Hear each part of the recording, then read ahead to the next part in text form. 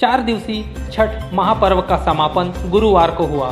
संतान की लंबी उम्र और परिवार की खुशहाली के लिए महिलाओं ने बुधवार को डूबते सूर्य को अर्घ्य दिया। गुरुवार को उगते सूर्य को अर्घ्य देने के बाद पर्व का समापन हुआ। महिलाओं ने बताया कि यह पर्व नहाए खाए से शुरू होती है। सादी सब्जी खाकर यह व्रत शुरू करते हैं। साथ ही छठी मैया के नाम से मीठे का भोग भी लगाते हैं।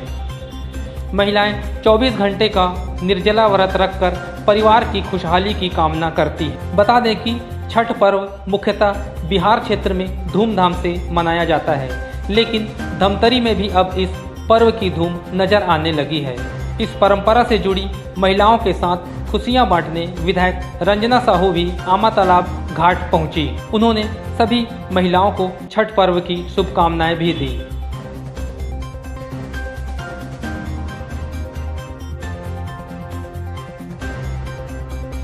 जी, अपना अपना ये मतलब कि ये बनता है, ठेकुआ बनता है। इसमें मेन प्रसाद इसका ठेकुआ है। और ऐसे फल में जो भी अभी नए फल आते हैं, जो भी श्रद्धा से नारियल, केला, सेब, सिंघाड़ा, नारंगी, ये सब रखते हैं। क्यों लाते हैं उसको यहाँ पे चढ़ाते हैं, सूर्य भगवान को अर्घ्य दे के वहाँ पे भेंट करते हैं। फिर से वापस ले जाते हैं। हाँ, उसे फिर वापस ले जाते हैं। फिर सुबह लाते हैं। हाँ, फिर सुबह उसे फिर से वो करके फिर वो मतलब वहाँ के व्रत का पूर्ण होता है। उसके बाद इसलिए ये व्रत ये मतलब डूबते सूरज के बाद उगते सूरज को वो करके गन्ने को क्यों लगाया जाता है?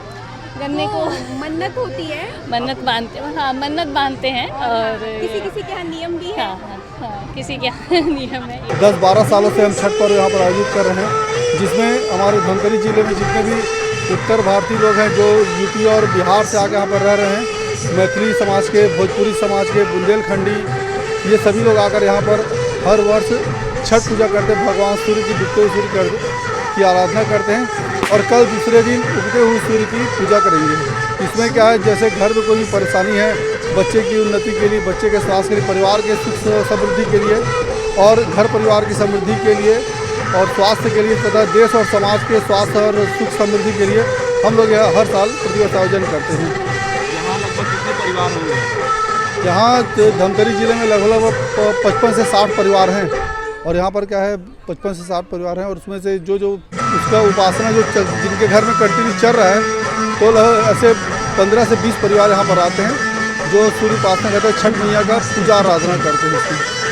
और यही बांस बारह में रहता है। ये जो छठ पूजा है क्यों किया जाता है, इसको क्या क्या समझना है? छठ पूजा जो है ये खास करके संतान और आरोग्य की प्राप्ति के लिए, वंश बढ़ने के लिए, आरोग्य की प्राप्ति के लिए किया जाता है। इसमें सूर्य का बहन है षष्ठी देवी, षष्ठी देवी का उपासना किया जाता है और सूर्य भगवान की आराधना किया जाता है। दोनों का एक साथ आराधना होता है। तो उसमें ये 4 दिन का पर्व रहता है।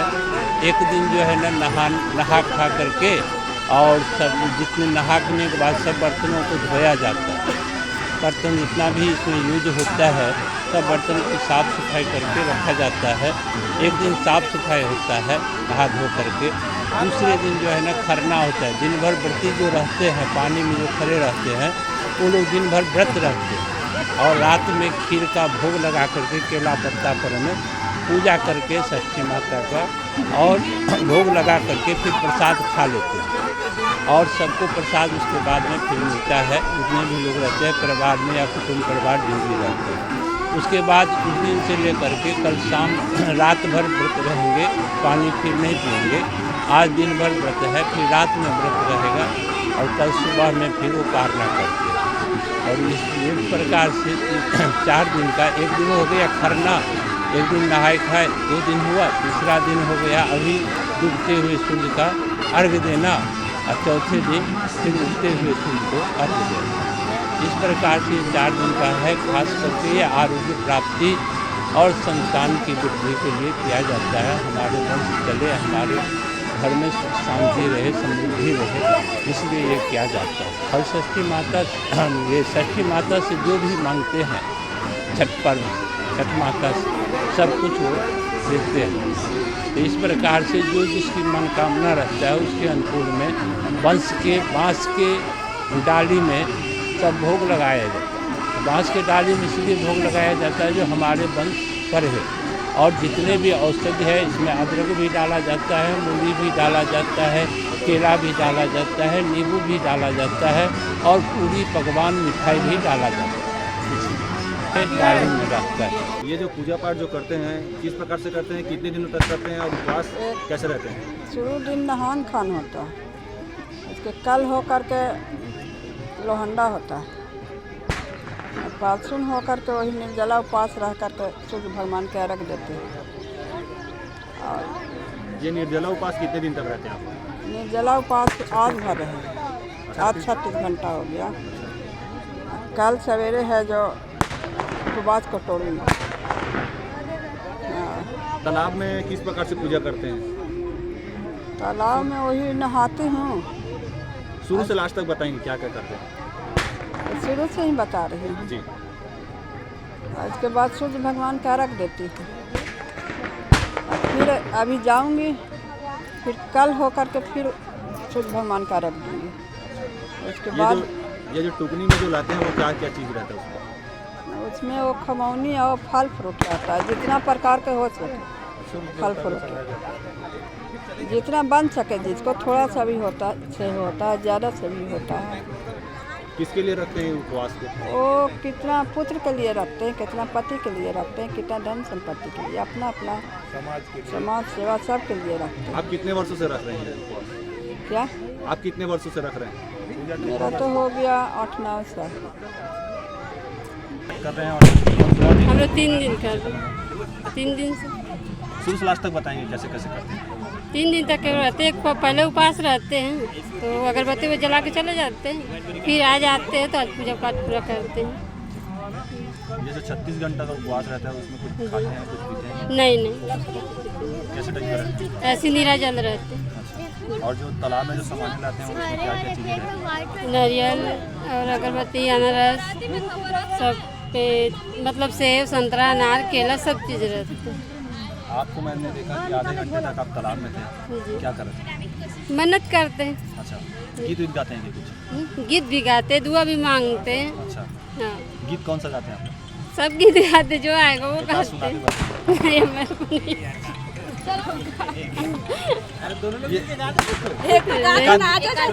चाची आ जाओ ना, सुना कांचे ही बसे की बहंगिया, बहंगी लचकती जा, बहंगी लचकती जा, होई नया पना स्वामी का हरिया, बहंगी घाटे पहुँच, बहंगी घाटे पहुँच। इसका मतलब भी बता देंगे थोड़ा तो और अच्छा हो जाएगा हमारे चैनल में। गाना का मतलब तो मतलब बताएंगे। जैसे वो गन्ना वन्ना लेके आते हैं नहीं, ये दौरा उरा, उसके लिए वो गाना गाते हैं। अच्छा, हाँ, ये उपवास किसके लिए रखते हैं और? पति के लिए, बच्चे के लिए, पूरे मतलब सबके उसके लिए रखते हैं, रखते हैं। हाँ, जिसको नहीं भी हो रहे हैं उनको भी हो जाते हैं बच्चे। यहाँ पर एक सप्ताह पहले हमारी बहनों ने छठ पूजा और छठ व्रत की तैयारी की है। 3 दिन तक यह पूजा पाठ का कार्यक्रम चला है और आज हमारी बहनें व्रत करके सूर्य देवता को सूर्य जब डूब रहा है उस समय अर्घ दे रही हैं। और ऐसी मान्यता है कि जब प्रभु श्री रामचंद्र जी रावण का वध करके अयोध्या लौटते हैं, माता सीता है जो इस दोष को, जो दोष लगा हुआ है वध का, जो इस दोष को दूर करने के लिए 6 दिन तक छठ माता को प्रसन्न करने के लिए सीता माता व्रत रखती है और ये दोष दूर होता है। और घर की सुख संपत्ति शांति के लिए, पति की दीर्घायु के लिए, बच्चों की दीर्घायु, स्वस्थ दीर्घायु की कामना के लिए हमारी बहनें ने यह व्रत रखा है। और यहाँ पर घाट में आकर उन्होंने एक साथ पूजा पाठ की है। तो एक धार्मिक वातावरण यहाँ पर बना हुआ है। छठ माँ से मैं प्रार्थना करती हूँ कि हमारे बहनों की खुशियाँ, उनके सुहाग, उनके बच्चे, घर की सुख संपत्ति की कामना वो पूरी करते हुए हमारे क्षेत्र में जो हर्षोल्लास का जो वातावरण है वो हमेशा ऐसा बना रहे। 4 दिन के रखते हैं, एक दिन नहाए खाते हैं, एक दिन खरना करते हैं। आज व्रत है, कल बस समाप्त हो। तालाब में आकर कैसे क्या क्या करते हैं? पूरा यही डाली सब सजा के लाते हैं, घर में बना के दूध बनाते हैं अपने हाथ से और फिर लाते हैं। इस ये जो सामान है उसमें क्या क्या सामान लगते हैं? जो सामान आप केरा, नारियल, सेब, फल जो देना चाहे, पूरी पकवान जो बना चाहे। इसलिए रखा जाता है उपवास को? वो जो अपना मन में मांगे हैं न माता से पूरा हो जाए तो रखते हैं। क्या उद्देश्य है इस उपवास का, इस छठ पूजा का क्या उद्देश्य है? यही है कि किसी को स्वस्थ शरीर हो, किसी को बेटा हो, किसी के यही सब कारण जिसके जो मन्नत रहते हैं। अब सास किए रहते हैं तो बहू के दे देते हैं, तो वही दुआरे हम सब बिहार में करते थे। तो अब सास नहीं कर पाते तो मेरे दिए तो मैं कर रही हूँ। तो पीढ़ी दर पीढ़ी चलता है? हाँ, पीढ़ी से पीढ़ी चलता। मेरे हस्बैंड सुधांशु रंजन जी हैं, वो एक बैंकर हैं और ये हमारे साथ ये हमारी पड़ोसन है। ये इनके भी जो हस्बैंड है भैया हैं वो भी बैंक वाले ही हैं। तो हम लोग बिहार झारखंड के रहने वाले हैं और हमारे यहाँ ये होता है, मेरी सासू माँ, मेरी माँ, इनके घर सब मनाया जाता है। लेकिन इस बार किसी कारण हमें छुट्टी नहीं मिल पाया तो हम घर नहीं जा पाए। तो बस यहीं आ गए देखने की बस व्रत है, एक भाव है जो मन में है वो छूटना नहीं चाहिए कहीं भी रहे। और जैसा कि जानते हैं ये 4 दिन का पर्व है जो नहाय खाए से शुरू होता है और सुबह वाले अर्घ को, सूर्य को अर्घ दे के, जिसको पारण वाला दिन होता है, उसके साथ इसकी समाप्ति होती है।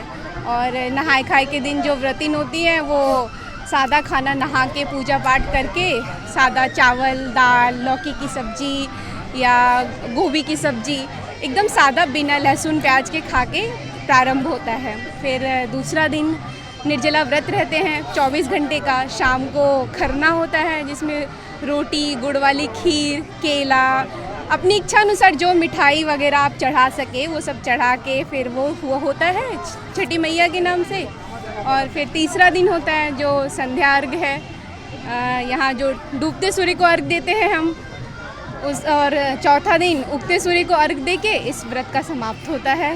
और वही व्रत रहता है जी, बोलते हैं 36 घंटा वाले, उसमें कोई निर्जला रहते हैं या कुछ? नहीं, बिल्कुल निर्जला रहते हैं। खरना के दिन जो मैंने आपको बताया, जो निर्जला व्रत शुरू हो जाता है 24 घंटे का, उस दिन शाम को वो जो चढ़ जाता है रोटी और खीर चढ़ा के, वही वो खाती है मीठा भोजन। उसके बाद से वो पानी वानी उन्होंने पी लिया। फिर अगले दिन दूसरा भी 24 घंटे उनको पूरा रहना है, कोई पानी नहीं, कुछ नहीं। और फिर वही चौथे दिन, तीसरे दिन जो चौथा सुबह वाले अर्घ के साथ वो अपना व्रत तोड़ती हैं अर्घ देने के बाद। इसीलिए से आए हैं? नहीं, मैं बिहार से हूँ, बिहार समस्तीपुर जी। तो यहाँ पहली बार है आपका? जी, धमतरी में ये मेरा पहला छठ है। बहुत अच्छा लगा, बहुत। तो आस्था का पर्व है, बस भाव है मन में, वही देखने आ गए।